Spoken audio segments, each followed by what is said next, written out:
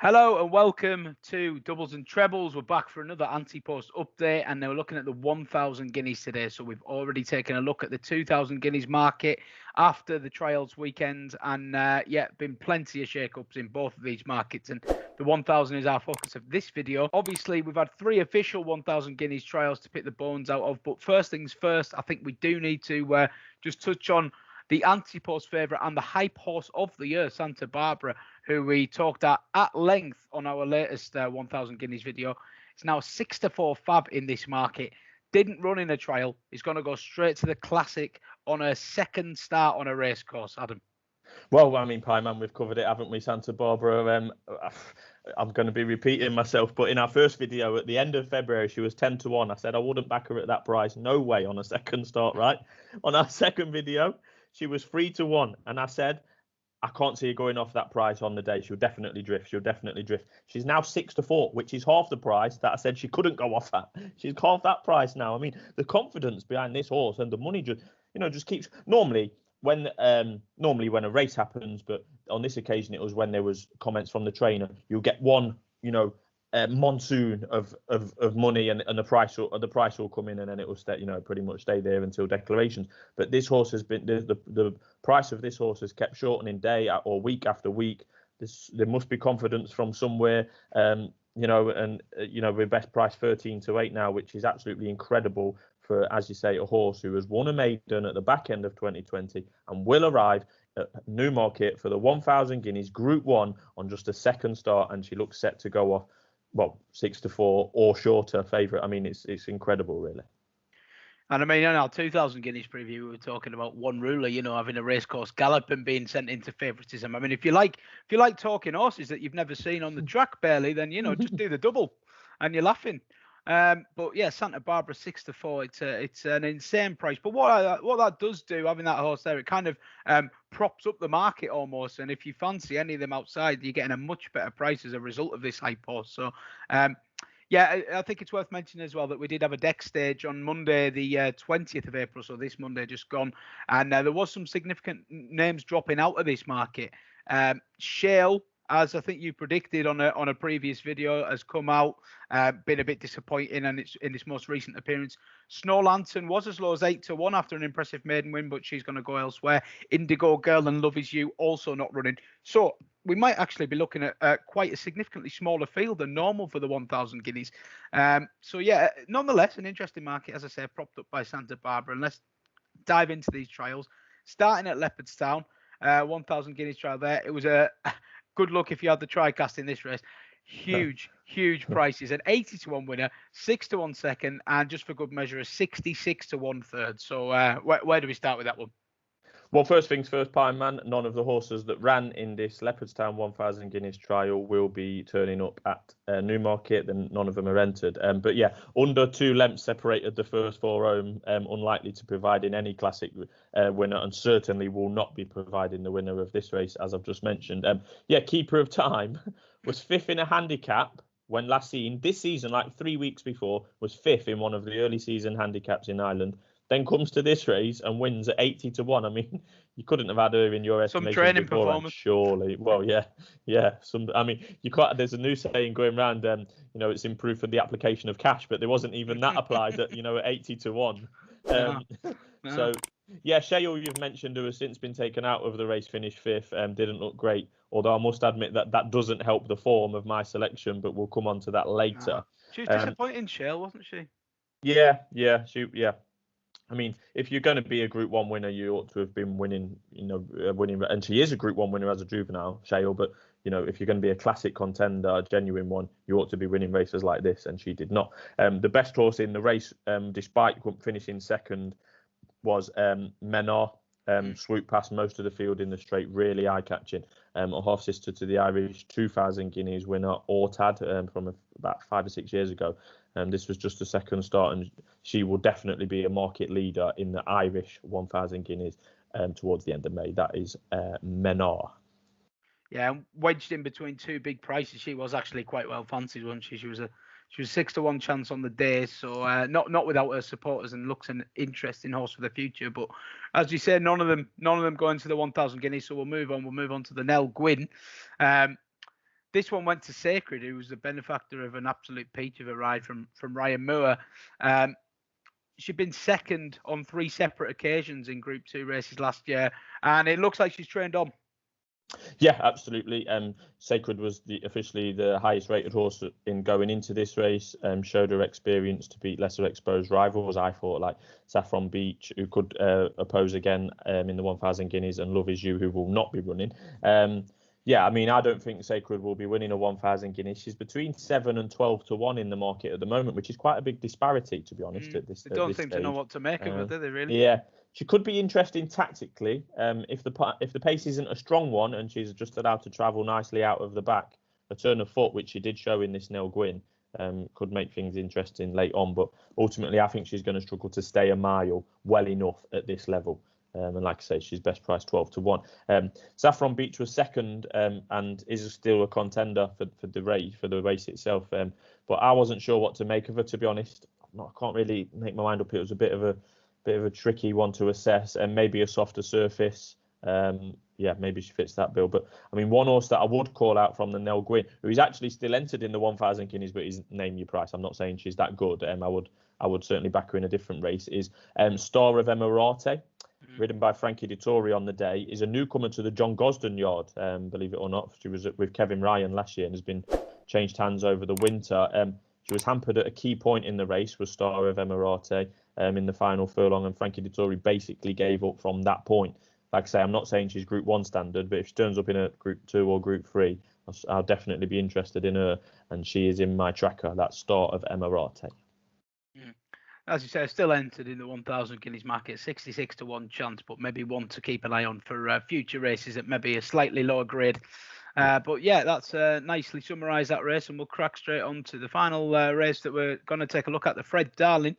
And there was a massive 17 runners going to post for this race at Newbury, and it was alcohol free that saw them off. She's a Group 1 winner over 6 furlongs from last year. A horse you said that you're on record saying that she's got no chance of staying a mile. Have you changed your opinion on that? Well, the short answer to that question is no. I mean, I said in our preview of the race of Sunday's action at Newbury that I was happy to take on alcohol free, and I was.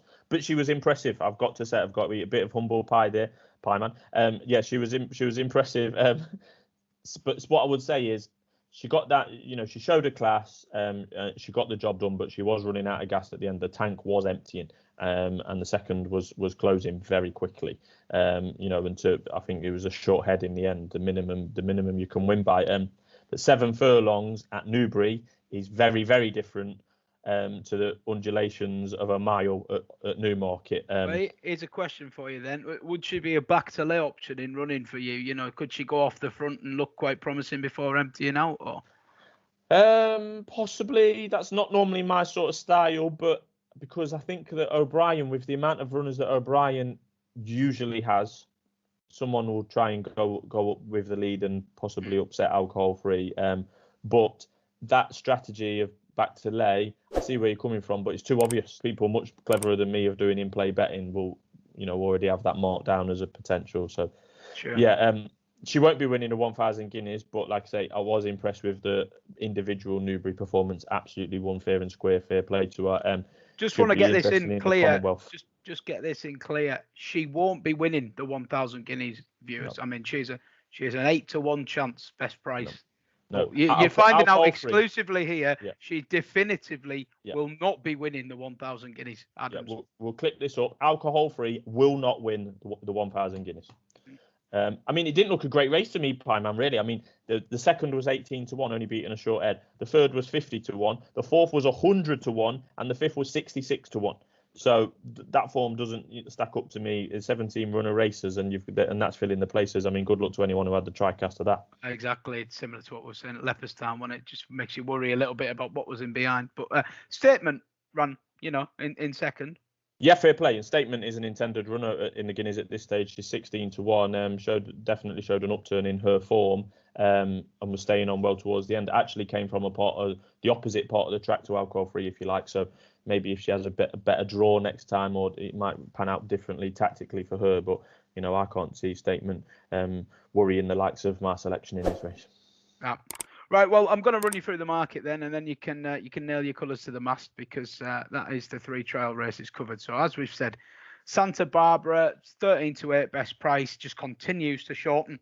Can it get much shorter before the day? I'm not sure, but I'm not going to rule it out the way this market's gone, to be honest. Pretty Gorgeous 11 to 2, Alcohol Free 8 to 1. Then we have Sacred 12, Saffron Beach 14, Statement is 16, Mother Earth 16, and it's Name Your Price the Rest 22's bar. So we haven't mentioned it yet, but I get the feeling you're still with Pretty Gorgeous. Yep, 100% with Pretty Gorgeous. Unlike the 2,000 guineas, where I've not really committed to an outright selection at any stage, and I've not had a bet really, except for Magallan. Lost a couple of quid on Magallan at big prices, but I've not put my colours on to anything in 2,000 guineas definitively. But since day one, Pie Man, since our first video, I've been all over Pretty Gorgeous. I looked at the race again on Friday before the Nell Gwyn took place, and I just thought she's 8. You could get nearly 9 to 1 on the exchange. And I was just going through the market. I know you've mentioned them at the start of this video, Pam, and I was thinking, unlikely to run, not going to run, Indigo Girl, Shale, etc., etc. You know, and that she's 11 to 2 now, Pretty Gorgeous. But you know, when we first spoke, she was 8 to 1. I said I'll be happy to back her then. I did back her then. I just keep she's daffing to say really about the second favourite for a Group 1, but she's almost like the forgotten horse. She's not ran, and she's not Santa Barbara. Santa Barbara has obviously grabbed all the headlines for obvious reasons. She's going to be a short price favourite. And Santa Barbara, it sums it up. We've done this update. We've named the other 5 of the top 6 in the market. We've yet to come to Pretty Gorgeous until the conclusion. So I mean, she is the forgotten horse. Yeah, and part of that is because she's not ran, but she's a Group 1 winner over course and distance, and a race that I think she won with a degree of ease. There is a concern about if it turns up fast ground on the day for Pretty Gorgeous, which it could. We're going to be at Newmarket in early May. That could happen. That would be a concern. I wouldn't want it to be extreme. Good to firm in places, okay, but good to firm outright or even firm, I would start to be worried, don't get me wrong. But she's at this stage, as we've seen runners come out, and you know, we're narrowing down the amount of runners that may run. There's only 20 left in now, Pie Man. So, you know, the average runners in this race is about 14 over the last 10 or 11 years. There's only 20 in at this stage, so we could have quite a small field. Going to be less than that potentially. Yeah, we could have a smallish field, but you know, I'm still with, like I say, still with Pretty Gorgeous, Group 1 winner. The trainer in his stable tour said that he thinks she's quite versatile in terms of ground. She has done her best performances so far on softer ground. Like I say, it is a concern, but it's not putting me off at this stage. Her mother ran 13 times, Pie Man, Pretty Gorgeous's mother. 3 of her top 4 Racing Post ratings came on good to firm, and 2 of her bottom 3 Racing Post ratings came on good to soft. So that suggests that, you know, in the family, she might well get faster ground. But it must be said that her sire, Lawman, usually produces horses that do like a bit of dig. The weather forecast for this week that we're in now is pretty good, and lots of sunshine. So I'll be praying. I'll be doing a bit of a rain dance next week, Pie Man, in the lead up to the 1,000 guineas. But 11 to 2, I don't usually bet each way anti-post. Well, I never do each way anti-post, to be honest. But like I say, as the race draws closer, 11 to 2 has got all sorts of each way angles, because Santa Barbara could, you know, she could be a superstar. She could. I'm not writing Santa Barbara off. I'm just saying I wouldn't back her at the price. She could be a superstar. She could light up this whole season and win the lot. But I won't be backing her at 6 to 4. Pretty Gorgeous is the proven one in there. Alcohol Free, 3rd favourite, doesn't stay. Sacred, 4th favourite, doesn't stay. Saffron Beach didn't look good enough for me in the trial, and then we're down to the, you know, we're around the 20 to 1 mark. Then Pretty Gorgeous is still the bet right now at 11 to 2, and she was the bet in the end of February at 8 to 1 when we said she was. Well, no change in the tune there from Adam. It's Pretty Gorgeous still in the 1,000 guineas for him. Very interesting market, led by the great mystery that is Santa Barbara, and in just under 2 weeks' time, we'll see what all the fuss is about, I suppose. And I know I can't wait. I'm looking forward to it. So Pretty Gorgeous for Adam. Do let us know who you're backing in the comments for the 1,000 guineas. Check out our 2,000 guineas update as well. We've got some weekend racing if you haven't already missed it. And there's plenty more on the way as well. So keep your eyes peeled. Comment below. Do give us a subscribe. And we'll see you very soon.